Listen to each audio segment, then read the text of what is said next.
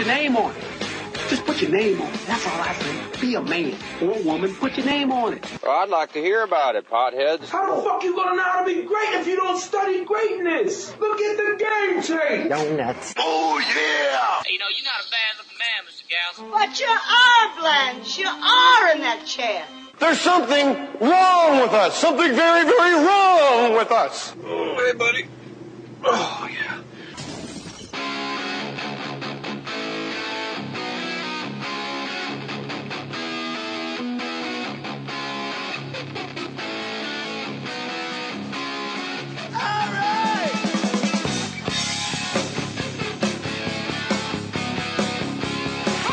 All right, put your name on it. A very special episode of Mohr Stories. You Warriors, you morons, you Mormons, you Maureen's. Love you guys. Love that you're hitting me up on Twitter with all these nicknames and your fake mustache pictures. Go to jmohr.com. Check out the affiliates. Go to fakemustache.com. That's got all... Look, I'm not going to lie to you guys. It's like owning a record label. It's like I'm Suge Knight and I'm trying to get you guys to listen to the new Dre record by Ryan Sickler. Go to fakemustache.com and you can see all the podcasts under one roof. Now listen, I have an athlete today. And here's the thing. A lot of people overseas, when we do athletic talk, you guys kind of glaze out. You go, well, I don't know about American baseball. I don't know about American football. We all know fighting. And if you're not, for the ladies out there, just comic book people that aren't into fighting and boxing, I'm going to ask you to hang in there and take a ride with me because this is more of a discussion about the human spirit and about overcoming insurmountable odds. Because one of my favorite quotes about boxers is boxers are ordinary people with extraordinary determination. And the guy sitting to my left, who's the guest, Ray Mancini, you kind of did it all right. And I noticed the first thing that pops out at me, we're going to get to the things that pop out at everybody else listening. First of all, I want to say hi. I'm hogging the mic. That was so beautiful, man. That was a beautiful thing. I can't even talk. Oh, wait, today's Ray Mancini? I had the wrong bio. I'm sorry. I thought you were Zab Judah. Let me start over. Super, man. I'm super. Super Judah. Super Zoop Jada Zada Zupa Dupa. The thing that jumps out about you to me, and it's almost inconscionable, is that you retired at 24. Yeah. Man, I wish I could retire, or I had retired. Oh, I totally forgot to tell everybody. Yeah. Uncle Dan's, Mr. 100% is on third. To your right. To my right is Uncle Dan. We just got to teach him to put the microphone closer to his mouth. All right, here I am, right here. I'll tape it there. I'm fascinated by fighters because what you guys do is harder than any team sport. And you being, first of all, and I'm just going to call it like it is, being a white fighter is very rare. Yeah. You know that from fighting in gyms. And being white. Being white is... I mean, let's face it. He's the comic relief. I can see that. Yeah. What age did you start this journey of fighting? And we're going to go all the way chronologically and then with philosophical ideals. And then I also want people to go to jmohr.com, click the Amazon banner, and buy Ray's book by Mark Kriegel. Pre-order that book called, what is it called? The Good Son. I just don't want to get it wrong because that's the running gag on the show is I get everything wrong. So The Good Son, Mark Kriegel wrote a book about Ray Mancini. Do you want to start at the beginning, how you got into fighting, or do you want to tell us why to the person, you know what? Let's go backwards for a sec. The person listening that's not a fight fan, what is it about you that Mark Kriegel was inspired to dedicate 2 years of his life and write a book about you? Because to the casual fight fan, they know Boom Boom, you know, they know the nickname, they know a little bit, but, you know. No, I understand. Well, Mark approached me about writing the book. He basically said, I have Simon Schuster one more. He said, I would love to do it on you. And I told him, I said, Mark, I'm honored, man. I'm flattered. If anybody be the writer, he's the writer. Because if anybody knows anything about Mark Kriegel, he's like the it guy. He's everyone said this is the it guy now. He's a throwback to the old time great writers like Damon Runyon, and he has a certain style that when he writes that's terrific. But when he approached me, I said, 30 years I've been approached different times. And, look, you got to be you got to be an arrogant son of a gun to think that your life's worth a book. Jesus, I wrote 2 of them. Yeah. Thanks, Ray.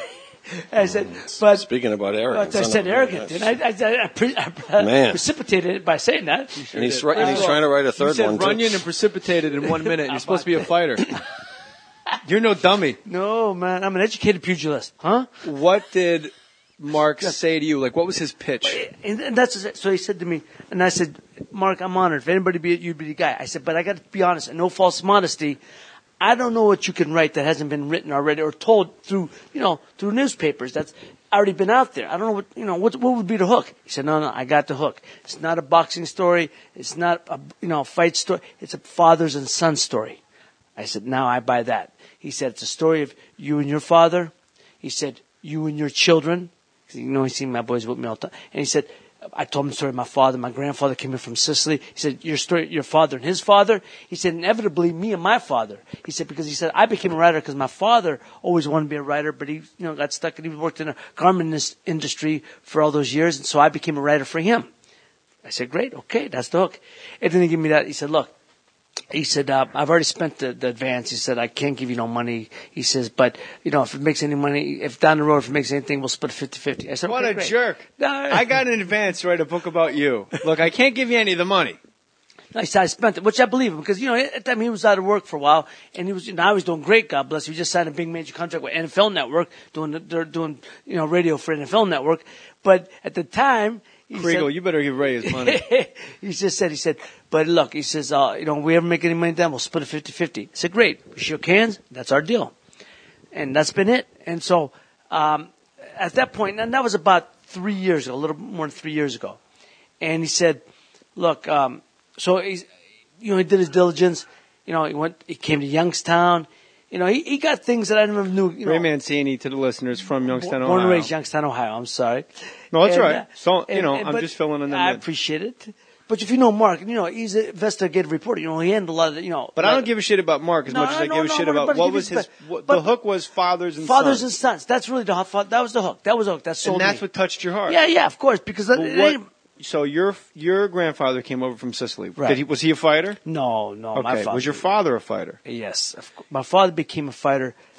My grandmother was the fighter of the family. My grandparents, my grandmother, my father, they were. She fought Ezra Charles, a very famous fight. My grandmother fight. banged out a lot of, growing up, man, she used to take no gruff from anybody on the street. TKO. Uncle Dan said she TKO'd him. She might have been. My grandmother can throw, man. She can throw. But my father was, my grandparents split, my father was 10. And my grandfather at that time left for Buffalo. My grandfather, when he came in, he was a man of honor. So when you come from Sicily, he was doing like he was a friend of ours? Yeah. He was doing rackets, and he was doing work with the Cleveland crew. Gotcha. And so he was getting jammed up a lot, and he was going away. He would go away for periods of time, 8 months here, 6 months there. And one about around that time, there was a guy that was good friends with one of my great uncles, my father's uncles, that come around, and him and my grandmother, hooked up, and my grandfather come out of jail, found out. He said, look, he told my father, I gotta go. I gotta leave.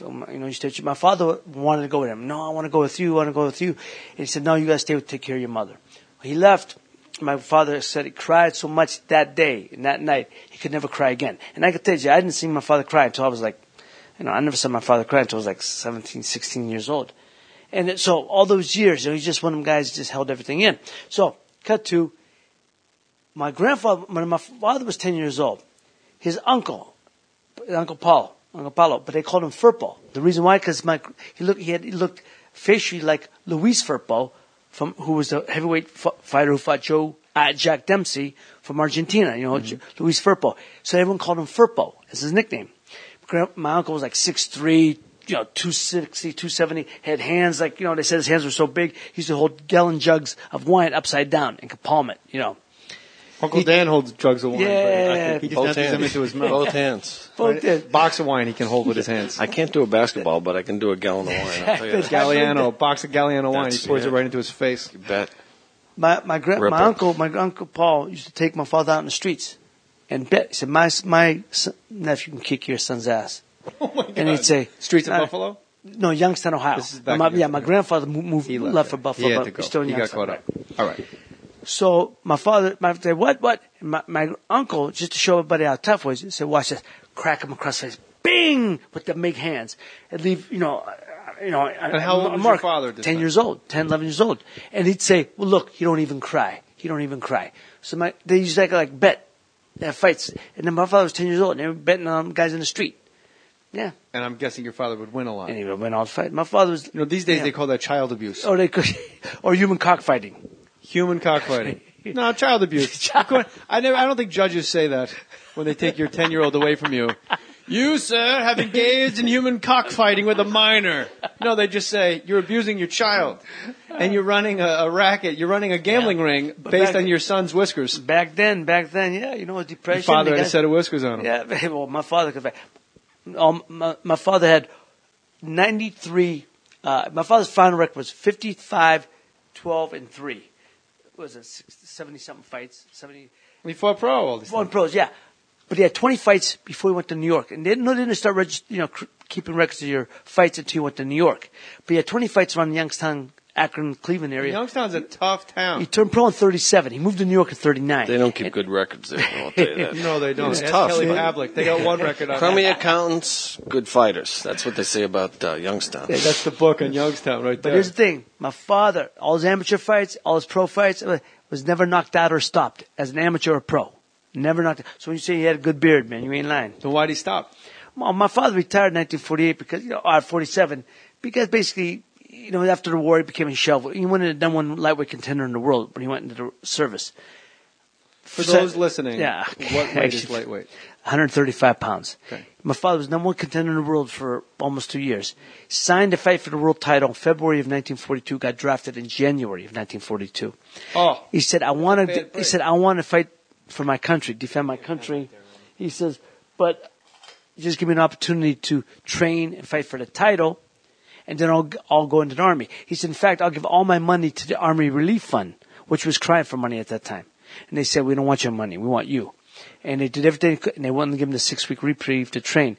Consequently, he went in, and my father was so disgusted that he volunteered to be a frontline infantryman. If anybody knows about World War II, the service. 50% mortality rate. A frontline infantryman is the enemy and you. Ain't nothing in between. So he was in battle. When did he decide? Yeah. Or did you decide together that you wanted to fight like your father? You have to say, since How old were you when you started? Since I was a baby, since day one. Everyone says, come on. No, people say to me, when did you know you want to be a fighter? I said, since day one. All I used to hear about is my father. The doctor slapped you slapped him back? You fainted, you ducked, That's and it. you countered. You said, Hit him with a "Don't come at left. it." Huh? Hit him with a left. Yeah, the doctor came at you with a lead right, didn't respect your speed. But, an insult. I was sort of, my father should have been, could have been, would have been world champion if he'd got a chance to fight for the title. So since I was 5, 6, whatever, they said, what do you want to be? They call me Little Boom. Hey, Little Boom, what do you want to be when you grow up? I said, I want to be a fighter and world champion for my father. And when we'd laugh, ain't that cute, But true. Your father was Boom Boom also? He was the original. My father was given that nickname in 1939 by promoter Max Joss, the Broadway Arena on Broadway and Halsey in Brooklyn, said to a sports writer, look at this guy. He does nothing but keep coming, throwing punches, boom, boom, boom, all the time. Next day, Lenny Boom Boom Mancini. And the first one to get that nickname. There's been other... how old were you when you realized that not only do I like fighting, but I'm pretty sure... I knew I wanted to do it. But the thing is, in Youngstown, you had to be 16 to fight in the Golden Gloves. You had to be 16. So I was waiting for the Golden Gloves. So at 15, I started training. But I was playing all my other sports in high school. But were you training like at 12? Since I was grown up, my father used to I had an old army duffel bag full of rags, and he used it as a heavy bag. And I used to hit the bag, since I was 6, 7 years old, go downstairs and bang that bag, and he'd say, look at it. And I was a southpaw. I'm a southpaw, but everything I do is left-handed. Only thing except boxing, because they converted me after my 6th amateur fight, my amateur trainer, and bat when I played baseball. Why did they convert you? So you get more fights? Exactly. But at that time, my amateur trainer said, look, he said, you punch hard, you're strong, you're aggressive. I'm not going to be able to nobody wants to fight a southpaw. I'm not going to be able to get you no fights. I was 15 years old. He said, I'm going to have to convert you, get more use out of your left hand. Plus, that left hook will come from the blind side, which wound up being my best punch. So you go to the amateurs at 16 years old. Right. Your father's... 15. I fought 15 because I fought at that time I found there was Junior Olympics. So I didn't know it, never heard of that. And I fought, you had to be fight from, up to 15. So I fought in my Junior Olympics at 15. I won to Cleveland. First fight I had knocked a guy out in like 30-something seconds. Next guy I knocked out in like 20-something seconds. Because I was jumping, running across the ring, banging guys, being aggressive. Was it something you truly loved? Did you Yeah. love knocking guys out? I loved fighting. That's nothing else I wanted to be. It didn't come from a place of anger. No, that's the thing. Most boxers come from hunger, source of hunger. Mainly economic. And you 30 grew up years, middle class. neighborhood, loving family. I just wanted the anomaly in fighting. You're a white middle class guy that didn't have a horrible. Yeah, hardship as a child. that's all I ever wanted to do because I wanted to be a world champion for my You father. understand what I'm saying? That you are the anomaly. You're the outlier. You're the guy that is not. It's not normal to be